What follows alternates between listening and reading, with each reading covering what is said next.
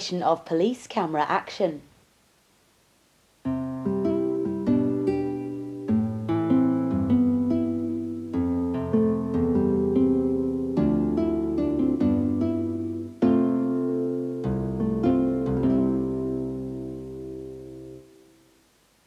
Hello my friends, they call me Uncle Stories because I am a teller of tales.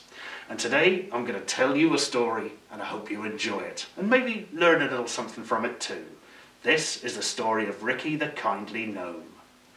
One day Ricky was watering his beautiful garden when he heard a scream coming from the edge of the village near the dark wood.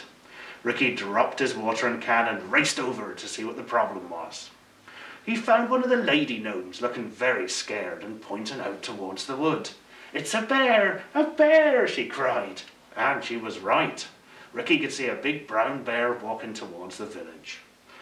Now by this time everybody in the village had rushed out to see what the commotion was, and they were all very scared of the bear. Ricky, who was a wise gnome, smiled and shook his head. "Calm down everyone," he said. "You're all panicking over nothing. The bear means us no harm, he's just a curious fellow." The villagers were not convinced and were still very afraid of the bear, which was by this time quite close to the village. "Right," said Ricky, "I'll show you there's nothing to be afraid of." And with that he turned around and slowly walked right up to the bear. Ricky held his hand out and the bear sniffed it for a bit and then gave it a friendly lick.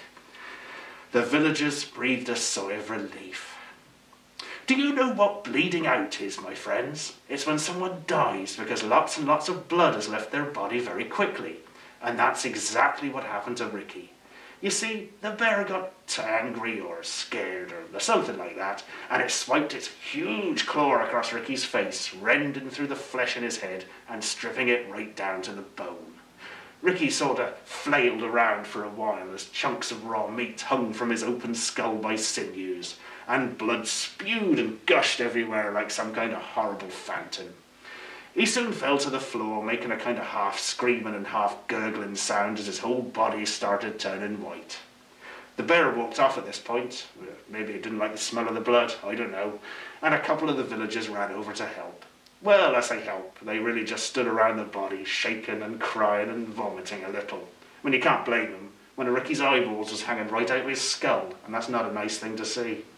Anyway, Ricky was cold and dead by now, so they buried his grotesquely mutilated corpse and tried to sluice the blood away with lots of water. But a funny thing happened. The bear never came back to the village. Unfortunately, a different bear turned up the next week and ate a baby, but that's another story for another time. So, there you go, my friends. That's the story of Ricky the Kindly Gnome. And as you may have guessed, the moral of the story is, gnomes are idiots. Take care, my friends. See you next time.